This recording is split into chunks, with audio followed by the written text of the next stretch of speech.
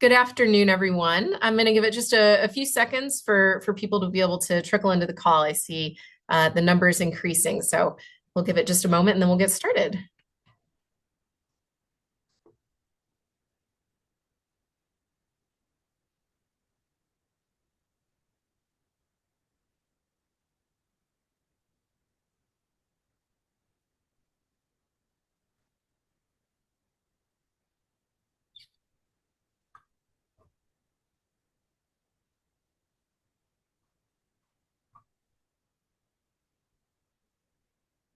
All right, well, 301, let's go ahead and dive in.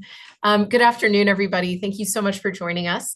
My name is Michelle Conley. I'm the Senior Director of Partnerships here at World Trade Center Utah, and really appreciate you all taking the hour this afternoon to spend with us and our friends over at Greenberg Traurig. And good morning to George from Greenberg Traurig and anyone else who might be joining us from Shanghai and willing to get on really early today. We're really excited about today's webinar. At World Trade Center Utah, our mission is to help Utah companies grow internationally. And one of the ways we do that is by leaning on our partners, like Greenberg Traurig. John Huber with the firm is a longtime board member of World Trade Center Utah, close partner of ours, and just an incredible resource for all realms of law. The firm is robust, and they have a lot of areas of expertise, including some great partners in China, which is why we're bringing you today's webinar, really focused on legal implications in that country. So appreciate you taking the time to join us. For today's conversation, John and George will be leading it. There will be some dedicated time for Q&A later in the conversation. However, I do encourage you to use the Q&A function throughout if questions arise. John and George are prepared to answer those throughout. So please feel free to chime in with your questions just to help make sure the conversation is hitting on the things that are most important to each of you and your businesses. So thank you again for being with us. And with that, I'll turn it over to John. Well, thanks so much, Michelle. It is really a privilege to be with you and the others who are joining us related to World Trade Center Utah. It's been a great privilege during my 5 years of private practice to be a board member with World Trade Center Utah, and that's been an important part of my focus in my practice. My prior experience was in public service, and most of that with the United States Department of Justice, including terms as the presidentially appointed United States Attorney by both President Obama and by President Trump in his first term. I'm the only person on the planet Earth who can say that last thing, that those two presidents appointed me. And it was a great privilege. When I stepped down from my position at the beginning of the Biden administration, I was hopeful, first off, to stay in Utah. I'm a Utah boy through and through, and this is my home, and I wanted to stay here. But I wanted to continue to work on big projects uh, that had a great impact because I had that opportunity with the U.S. Department of Justice, and the horizon was a broad horizon. And I wanted to find a place where I could continue to do that and help Utah like I had in my public service career. So when I found the platform with Greenberg Traurig, which is one of the largest global law firms on the planet Earth, I had that opportunity to stay in Utah, where I'm sitting right now, and we have an office here, and then to have trusted friends and partners around the globe, like George Chi, who is joining us today from Shanghai at 6 o'clock in the morning his time tomorrow. So he's going to tell us what the future is like. He's living in the future right now, and he's going to join us. So I think it's great that I can offer this platform to Utah individuals and businesses that is really unmatched to have the former United States Attorney with thousands of subject matter experts around the globe to answer just about any question about an opportunity or challenge they might have with the law here in Utah. So I'm very pleased to have George Chi join me today. He's my friend and partner from Shanghai, and he has a stellar academic background. He attended what the equivalent of law school in the People's Republic of China in Beijing and acquired his degree there and his certification to be a lawyer in China, but then also came to the United States and graduated with honors from Boston University with his Juris Doctor degree and is a licensed attorney in the United States. He resides in Shanghai in our Greenberg Traurig office, And hey, I get it. It's hard to say. So sometimes we call ourselves GT because that's easier to say for our global law firm. But he's lived there for over 20 years and practiced law there and co-leads our office that is based in Shanghai.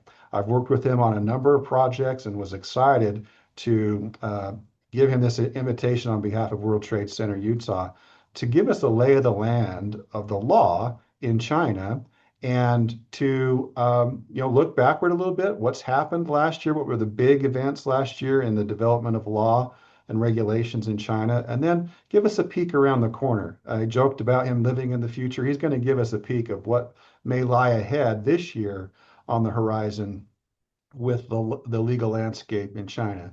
So I'm going to start by sharing my screen, and I think I'm doing it the right way there. This one over here, and we'll get that started.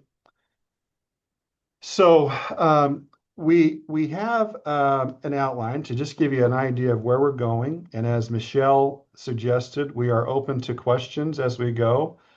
You can save them to the end if you'd like. We'll reserve a few minutes at the end to field questions. But in the meantime, you're welcome to put them in the question chat box and we'll address them. But here is our proposed agenda today. George will walk us through what changed in 2025, like the big things, the tops of the waves, and then what areas to watch as far as regulations in China for companies. And I told George we've got a lot of Utah companies, good, strong companies who do business in China. And I think that is reflected in the interest in our webinar today.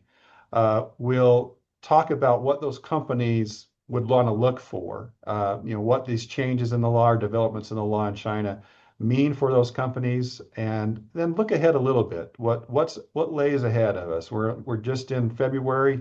What's ahead of us for 2026 in China? So, George, I'm going to hand it off to you. And I'm going to ask you to start with a review of 2025 and give us a glance back of what happened and some of the developments there. Thank you, John, for the kind introduction. Also, many thanks to World Trade Center Utah for the invitation. We are very excited to be here. I think for China, it's a very interesting time right now. On the one hand, China's economy is actually slow, very slow, due to a lot of reasons, as you can understand. For example, the US-China trade wars, the local real estate market has collapsed. So China really needs and welcomes foreign investment and has done a lot to attract them. For example, China has opened its market to foreign investors to an extent which it has never done before. There are very few sectors in which multinational companies are not allowed to conduct business. China is also offering a lot of incentives, such as cheap land, tax holidays, and many other things to multinationals. You probably heard from the news that Premier Li and the mayors of Chinese cities are also meeting CEOs of multinationals almost on a daily basis, trying to convince them to invest in China. But on the other hand, given the tensions between two countries, as well as what's going on in the rest of the world, such as the Russian-Ukraine war, national security has received unprecedented attention. So a lot of topics that we are going to talk about today are showing this trend. So you will see a lot of focuses on regulatory restrictions, such as export controls, also moving from tangible goods such as rare earths to intangibles like AI. These regulatory restrictions, they do not just remain on paper. There are definitely more enforcement. For example, just in the export areas, There were 95 cases, enforcement cases in 2024, and 317 cases in 2025. So you see increasing from 91 to 316 from 24 to 25. There was even a criminal prosecution case against rare earth smuggling last year. China is also trying to expand its extraterritorial jurisdiction, which is also called the long-arm jurisdiction. It means a country is trying to exercise its power for something which happens outside the country. The United States is actually very good at exercising its extraterritorial jurisdiction. Uh, Historically, China has been very hesitant to claim it, but it finally start to pick this up. So basically, China is balancing economic openness with national security imperatives very carefully. So this is the realities that multinationals are facing in China today. Well, thanks, George. And I think that's really interesting with my background as, I was the chief federal law enforcement officer in Utah for a number of years for the United States government. And we focused on things like we're going to talk about here about export controls and that extraterritorial uh, jurisdiction, like reaching out and bringing people under the jurisdiction of American laws. And I think it's really interesting to hear that China has a similar perspective, that dual use export issues, which is something that I worked on as the United States attorney, and talking about U.S. companies sending stuff out from here, but to hear that China has similar emphasis and concern about those issues, we're very interested in learning about what you have to say about export controls and what you're talking about the multinational companies and corporations. You are right. The United States has a long history of enforcing export control laws, but China is actually brand new in this area. Roughly 10 years ago, China did not have any export control laws at all, but it has been developing very quickly these years. Last year, actually, China just published regulations on export control of dual-use items. I mean, in 2024. So last year was the full implementation of that regulation. So there were also new controls in place on rare earths. I think you probably heard about it a lot in the news for both materials and rare earth equipment. There were new export controls on so-called super hard materials, which primarily mean artificial diamonds and some tools made from artificial diamonds. There were new export controls on lithium batteries as well as 13 precursory medicals, which allegedly can be used to produce fentanyls to 6 countries, including the United States. As you can tell, export controls on these items are for different purposes. For the several items, because they were allegedly can be used. Dual use means they can use it for civil purposes as well as military purposes. But for the precursor chemicals, U.S. and China have been talking about how to control the export of fentanyls to the United States. So this is a result of the negotiations between United States and China. Actually, the chief of the Department of Justice visited Beijing, and Beijing then announced these export controls on these precursor chemicals right after his visit to Beijing. Well, yeah, I think that last part really catches my attention and probably many others online today with us, talking about fentanyl and what an impact, a dangerous impact that it's had on society in the United States and in Utah. And to hear about that cooperation between our governments, which is a rare thing to hear, in this time of great tension and rivalry.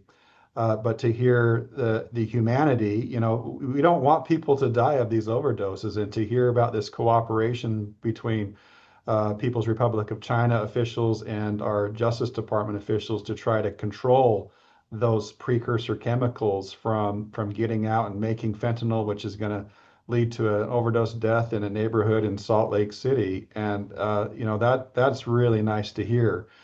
As we think about export controls and maybe anticipating, so using your fortune teller skills here, George, what do you think is next when it comes to export control?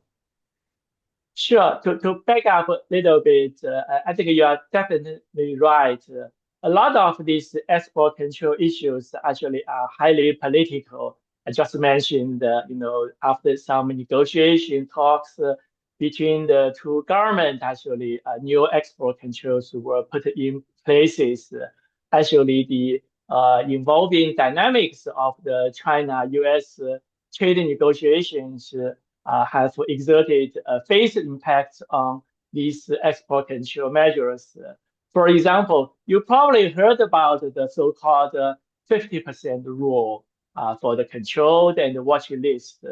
The United States has a famous the BIS 50% rule. BIS means the U.S. Department of Commerce's Bureau of Industry and Security. The 50% rule means, if any entity is put on the entity list or watch list, then any entity controlled, by more than 50% or under control by more than 50% or under the same control by more than 50% are also on that watch list.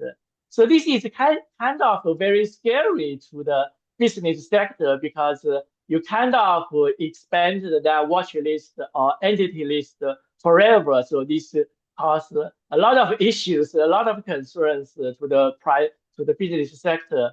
China actually also try to adopt this 50% rule for its own controlled and watch list as well. So, but after some negotiations between the two governments, then both sides have decided to suspend this 50% rule for at least 1 year. So I guess later this year, the governments are also going to talk about this. Another example is actually, you probably heard about it in the news just a few days ago. China has imposed export controls on 20 Japanese entities that allegedly supply Japan's military. Japan has this new female prime minister, but China is not getting along well with her. So China has just put these export control measures on Japanese companies to exert some pressure on her. So like I said, a lot of these export control issues are highly political and that they are evolving very quickly. Hey, George, we've got a question from one of our attendees and business leader in Utah, and I'm going to read it to you. He says, my company imports countless raw materials or ingredients as well as equipment from China. Is China supportive of importing dietary supplements from Utah-based companies? Yes, I think so. And we are actually going to talk about it a little bit later on. The concept is actually compliance is now an competition advantage. So as I told you, China now has export control laws, which are very new. So we only have export controls on very few items I have already just told you, like rare earths, like super hard materials, and like lithium batteries and precursor chemicals. But we have these export control laws you basically you need to have a compliance program. But these measures are evolving, so we are gonna talk about it. It's actually gonna expansion to AI, quantum, biotech technologies. So you need to have export control programs in place to check the list to make sure that the material you are bringing into United States, you are bringing out of China are not subject to any of these export controls. But from what you have been told us and from the current export control measures in place right now, yes, China is very supportive of supplying these materials to the United States, as well as bring them from Utah to China as well.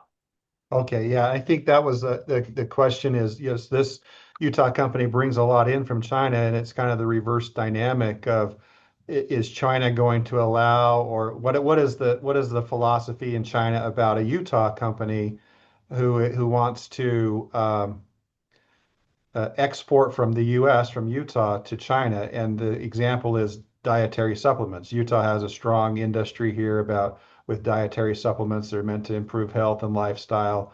And so this is a question from a Utah business leader of wondering, what's the current view on that type of product going into China? From a legal perspective, we don't have any import controls. So we do welcome imports from all over the world. Particularly, there are a lot of multinationals which have factories in China. A lot of these factories, they bring all kinds of materials, components, semi-assemblies from all over the world, and they just assemble them and make them into final products here in China. So it is a very important part of the supply chain. So I don't think there is any issue with importing these materials in China. But of course, China has kind of soft laws to control some of the products. They probably do not want to, for example, destroy the local industries. That's tariffs. So China has different levels of tariffs, import duties to control some of the imports. For example, like luxury cars, the import duties are really high. There are also some special import duties on importing luxury cars. Of course, one of the reasons is that China wants to protect the local auto manufacturers. But overall, from a legal regulatory perspective, China has no import control laws, and you can import whatever goods you have into China. But you need to check the level of import duties to see whether it makes sense to import those materials into China from an economic perspective. Okay, good advice, good background. Let's shift gears a little bit, and this is a totally new topic, antitrust enforcement. Talk to us a little bit about these trends that you're seeing. Yeah, antitrust, China has its own version of merger control filings, which are similar to the so-called Hart-Scott-Rodino, also called the HSR filings in the United States. So what is a merger control filing? People probably will ask that question. Basically, in the merger control filing, the government, for example, in this case, the Chinese government has the right to review a proposed merger, which is actually broadly defined, including merger, acquisition, joint venture, and other types of transactions. So they can have the right to review a proposed merger involving Chinese assets or business. Sometimes China even has the right to block a merger between two U.S. companies if either or both of them have significant assets or business in China, the trend that we are seeing is there is a heightened scrutiny of technology and the semiconductor sectors. For example, earlier this year, China has just blocked Meta's acquisition of a China-based AI startup named Manners. I hope my pronunciation is right. But it was a quite very significant transaction. It's supposed to be a $2 billion transaction, but China didn't like that transaction. They blocked it in its merger control reviews. Yeah, you probably have also heard that China has published algorithm rules which make TikTok's algorithm restricted technology under Chinese laws, which cannot be exported to the US without special permissions by the Chinese government. Basically, it has made the acquisition of TikTok or any transaction involving TikTok more difficult. On that TikTok issue, George, I mean, from my perspective, TikTok would cause quite a stir of controversy, last year here. Was that part of the reason for these increased focus in China on the algorithms? Definitely, like I mentioned earlier, a lot of focuses actually have been shifted from more traditional tangible goods like rare earths to a more intangible like technologies. AI is one thing. There are a lot of discussions in this area. United States is leading the AI technology development. But China has its own competition advantage as well. You probably heard about there is a Chinese AI startup called DeepSeek. It's actually very popular in China. I also mentioned Meta was also trying to acquire China-based AI startups. Like other examples including like quantum. But China is probably leading the research in quantum communications. There are also other areas like biotech, pharmaceutical researches. United States has been leading the biotech and the pharmaceutical researches for a long time. So China historically did a lot of so-called licensing deals with the United States pharmaceutical companies. Licensing in means China got a license from U.S. pharmaceutical companies to manufacture or to distribute these new medicines, new drugs in China. But in the last maybe 5 to 10 years, we have seen more and more license out deals. That means Chinese pharmaceutical companies have also done a lot of researches on new medicine, new drugs, and they got some new products coming out. They are also licensing these technologies, researches to other countries, including United States. So it's called licensing out. We are seeing more and more deals like that. So China feels like they want to have better control and more scrutiny on these technologies in the AI, quantum, biotech, and these areas as well. So with some of these things that you've pointed out to us, what advice would you give to companies in light of these developments, this increased scrutiny? Maybe talk to us a little bit about what companies, Utah companies, Intermountain West companies could do to prepare for these developments.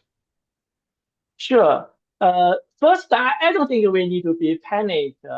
First off, there are thresholds for these merger control filings. For example, one of the thresholds is you need to have at least one party to the transaction needs to have at least 800 million China turnovers. 800 million RMB is roughly 115 million US dollars. You need to reach that kind of size in order to trigger the merger control filing here in China. As a matter of fact, China significantly increased this threshold in 2024, I believe. So basically, they raised the bar for triggering these merger control filings.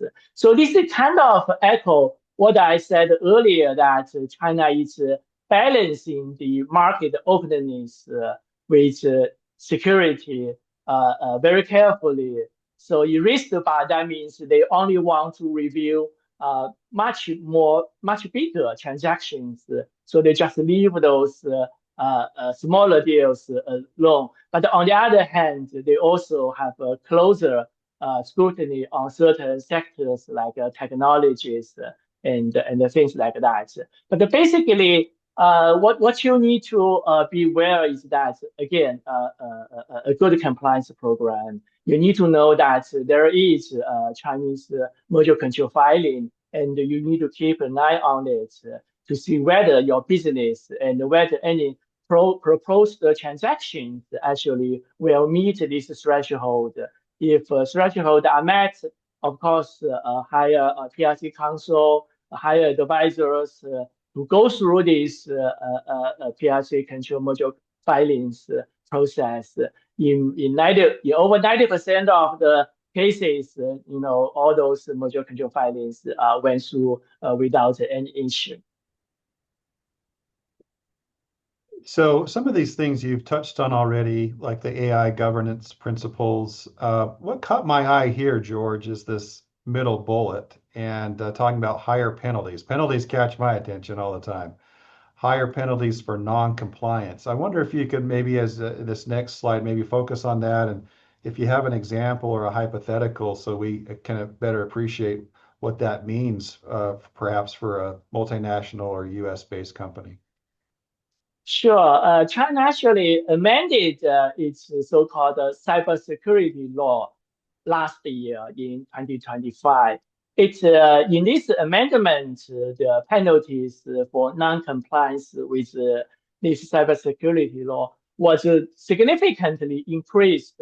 Now they can impose up to RMB 10 million penalties on compliance.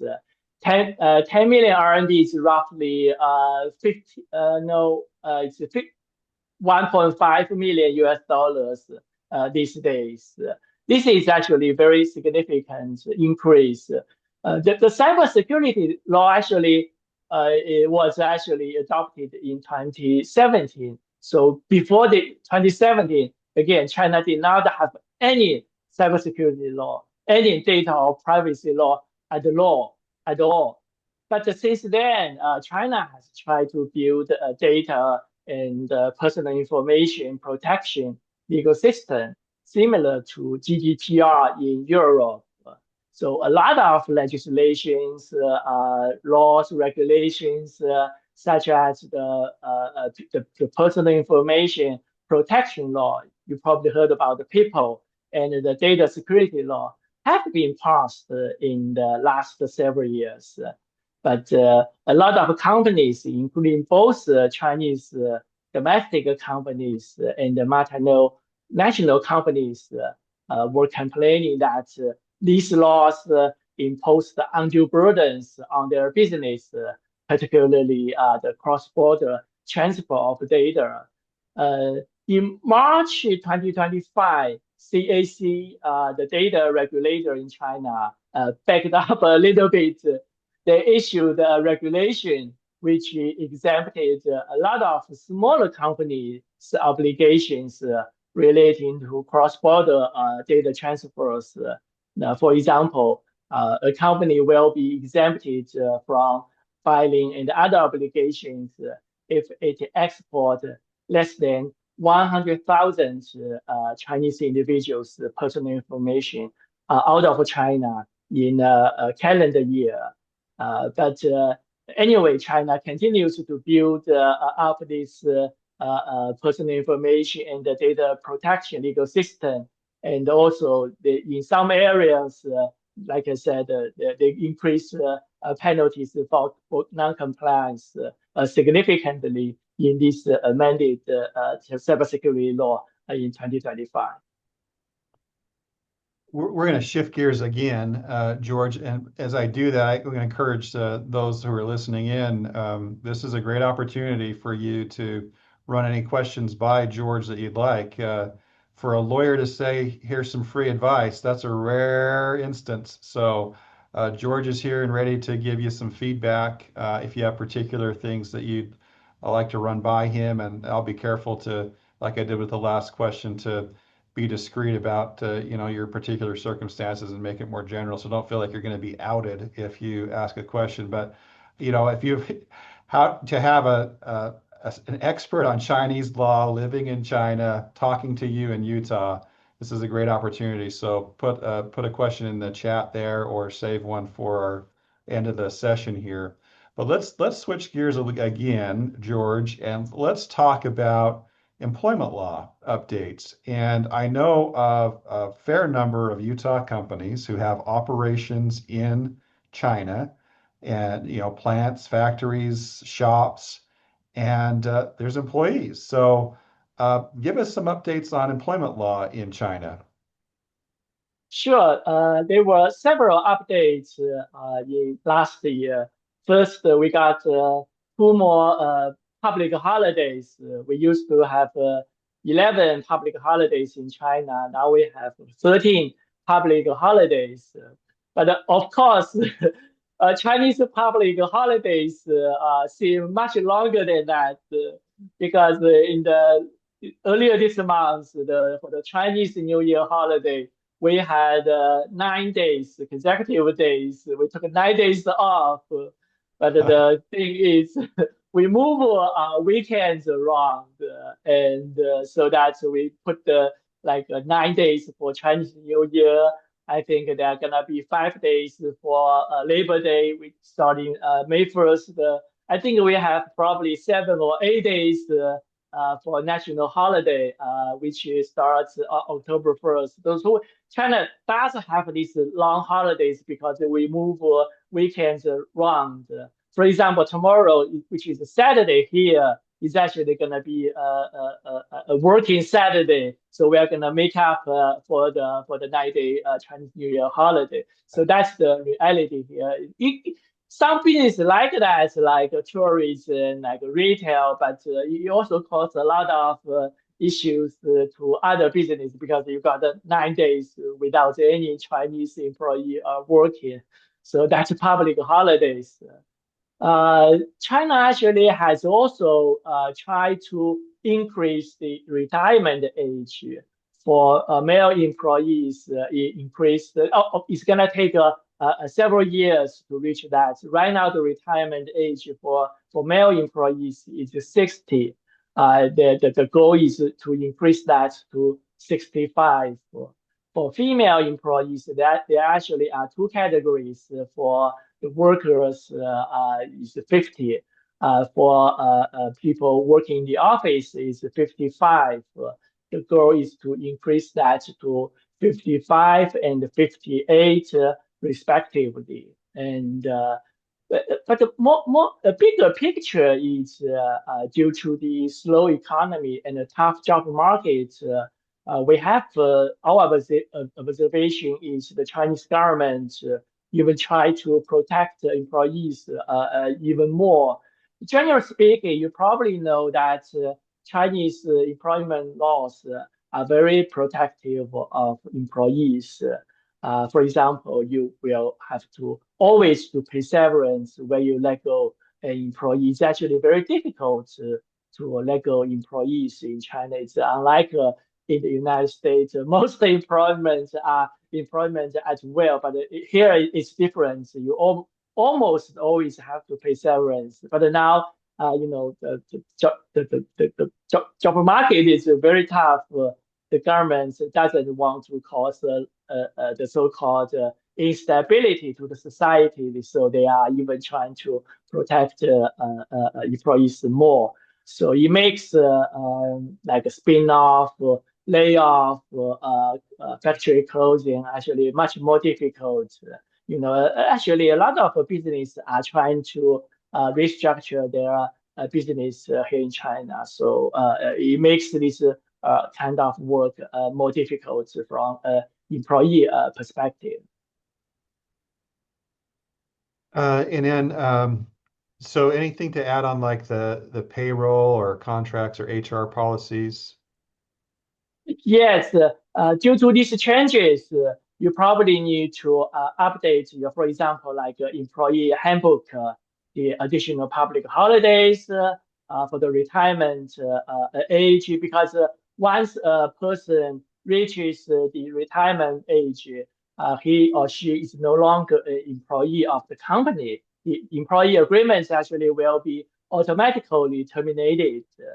So that's kind of a good thing for a company. Then you can turn him or her into an independent contractor if you want to, or you can just let him or her go home. But they increase this retirement age. You need to update your contract, update your employee handbook, and to reflect all these changes in your policies. So this catches my eye too, sanctions and countermeasures. I mean, if I'm a Utah business person and trying to do business in China, to see a word like sanction, that gets my attention very quickly. So give us some advice or some background on what we have here on this slide, George. Sure. China had its so-called anti-foreign sanction laws a few years ago. Again, we didn't have this concept on the Chinese law like 5 years ago. And last year, 2025, we had so-called implementation regulations for this anti-foreign sanction law. Basically, since last year, 39, nearly 40 companies or individuals have been put on this sanction list. There is another list published by MOFCOM. MOFCOM is the Ministry of Commerce, which is similar to the Department of Commerce in the United States. They have this so-called unreliable entity list, UEL. Then another 76 entities have been put on this unreliable entity list. But there are broader applications for the broader reasons for putting these companies or entities on both the sanction list and this unreliable entity list. For example, like against the discrimination in terms of sanctions, because a lot of Chinese companies have been put on U.S. sanction list. So it's actually kind of a conflict of laws. That China say, hey, you can't not discriminate against the Chinese companies. For example, you can refuse to refuse to sell to these Chinese companies which are on the list. But on the other hand, you have to comply with U.S. laws, right? Because these companies are on the sanction list already. If you continue to sell to them, you will be subject to legal liability in the United States. So this caused a lot of concerns to business, because obviously the laws of these two countries are conflicting. One solution to this is actually you will need to be neutral in terms of complying with these laws. For example, like let's take any particular Chinese company as an example. For example, this Chinese company is on the sanction list of the United States. So you cannot basically in the contract say, I will not sell to this company because they are on the sanction list. You probably want to make it more neutral in your internal policies. For example, you don't say that in your policy, so we comply with U.S. sanction laws. We do not sell to this particular Chinese company. But from a business perspective, you can decide not to sell this the Chinese company. And also in the contract with the Chinese companies, they are always complying of law clause. Now the Chinese side, they usually refuse to put on this comply with U.S. sanction laws in the contract. I think you can take it out, but in reality, you can still comply with U.S. sanction laws by literally not to sell those sanctioned Chinese companies. So it's a little bit tricky right now. You need to be neutral in terms of these languages and these measures. Also, other reasons could be relating to arms sales to Taiwan. So some companies have been put on this sanction list or unreliable entity list of China. And also, that's why I'm saying right now the compliance becomes more important. In the past, when Chinese companies do business with other U.S. companies, they always check the U.S. Entity list to see anybody on those lists. Now it's the opposite. So when you do business with Chinese and other countries, you also need to check the Chinese sanction list and entity list to see how many companies are on those lists. Because you need to be careful, because you deal with those companies, so you might make your China business get into trouble as well. You know, what's interesting as I listen to you, George, is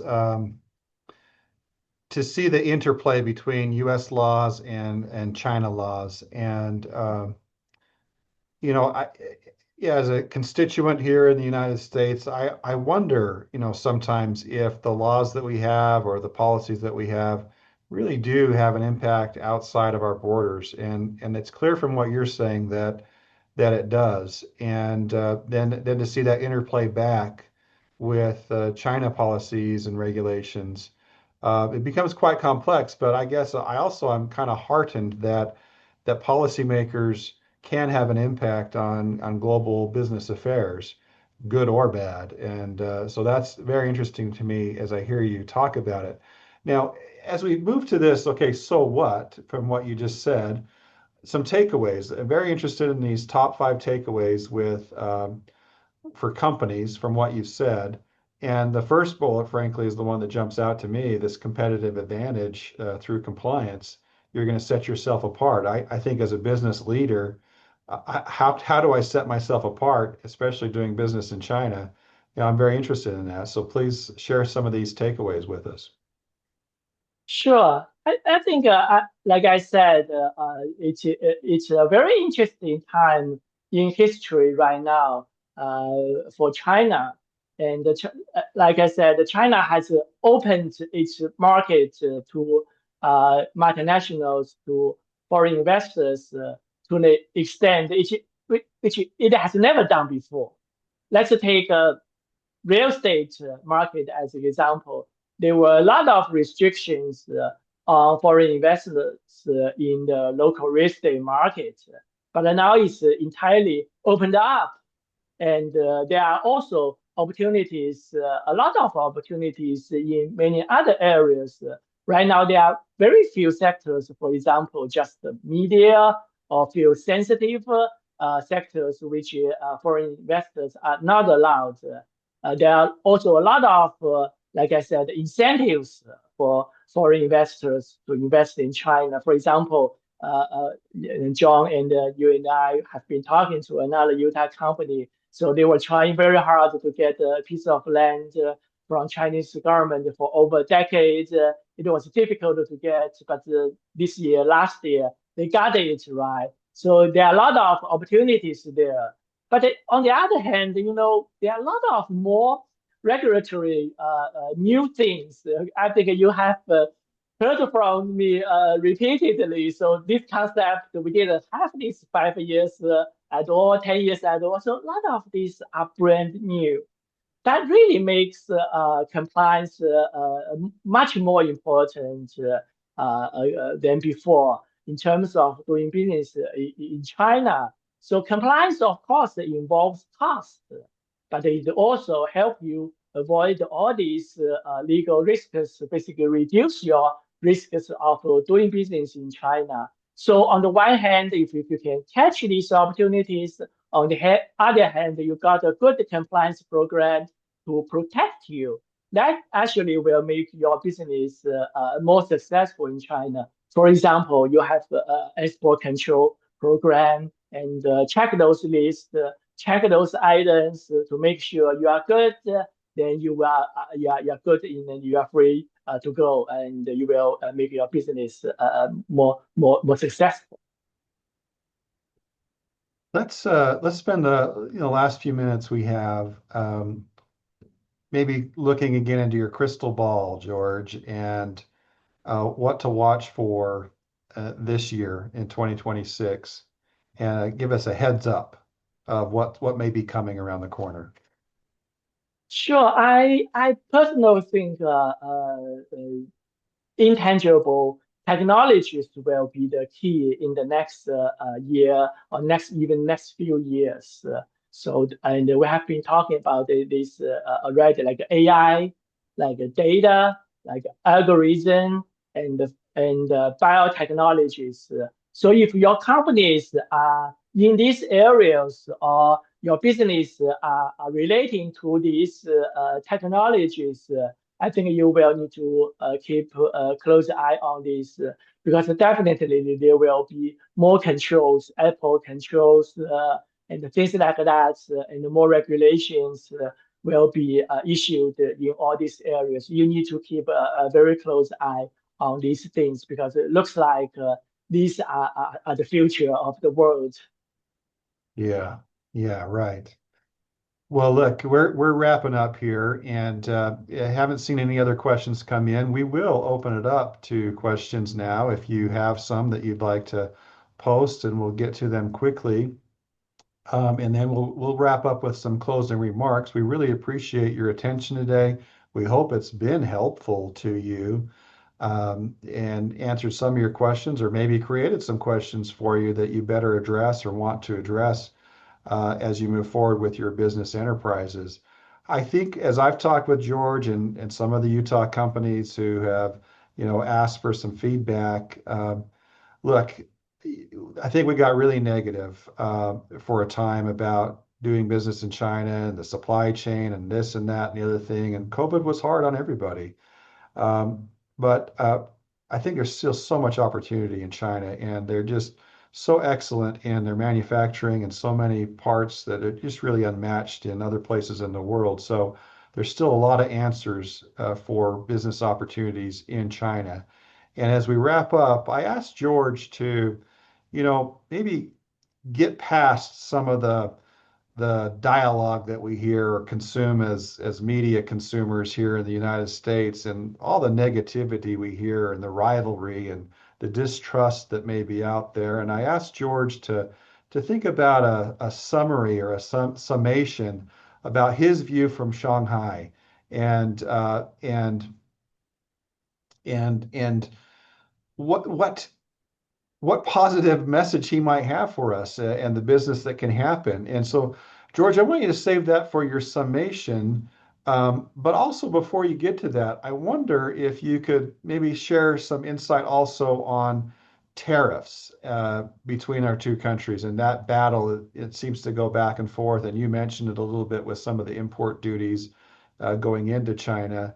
But any thoughts you might have on that? And, I know it's really early, but the U.S. Supreme Court, issued a big ruling last Friday, which I'll put a plug in for World Trade Center Utah's webinar tomorrow at 9:30 Mountain Time that you should listen into. We'll have one of our Greenberg Traurig experts talk about the impacts of that. But give us some insight, George, on tariffs, and then maybe give us your closing statement of optimism. Sure. On the tariff side, both countries have increased a lot of tariffs over actually this year and the last year. But the good news is actually China has suspended all the additional tariffs for goods imports from United States. Suspended all. Obviously, the governments of both countries are going to talk about it more later this year. Also, on the U.S. side, the U.S. actually has also suspended a lot of tariffs, additional tariffs it has imposed on Chinese goods. So that's good news. And they're also going to talk about it, have more negotiations later this year. So the big picture is, I have been doing this job for nearly 30 years. I practiced law as a Chinese lawyer in the 90s. So you can probably guess my age by now. And I've also worked at US law firms since 2005.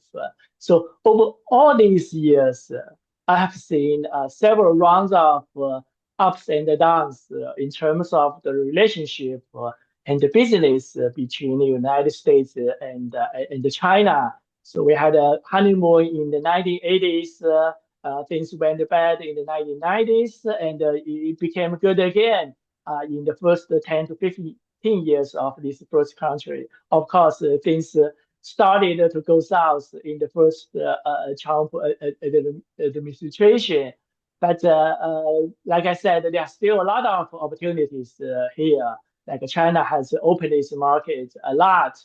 And things can go good as well. President Trump is actually visiting China next month. He's gonna make a 3 day state visit to China later next month. He didn't do it in his first term at all. So this is definitely a good sign. Of course, we cannot deny the existence of all these challenges, regulatory challenges. Like I said, a good compliance program will give you a lot of competition advantages so that you can catch all these opportunities while dealing with all these challenges. And John, and we are all here to help you. Thanks so much, George. And we've put in the chat box a registration link for tomorrow's tariff webinar, which is a weekly occurrence. Tomorrow, though, we'll have a insightful reflection on the Supreme Court ruling from last week. George, this was great to hear from you in Shanghai. We really appreciate the sacrifice that you made to commute to your office to be there at 6 a.m. And like I said, I don't know. I don't know if I would return the favor, but of course I would, George, if ever there's an opportunity. We love the spirit of cooperation and friendship that you've shared with us today, and the insight that you've given us with your eyes on and your 30 years experience in the law in China and in the United States. And I'm sure that you would be welcome to any questions that anyone would like to email to you if they had private questions. Then I'm sure we can offer that as a courtesy to our friends in the Utah business world and with World Trade Center Utah. We thank World Trade Center Utah for co-hosting with us today and look forward to future opportunities to share insights that we may have. Thanks, everybody. Thank you all.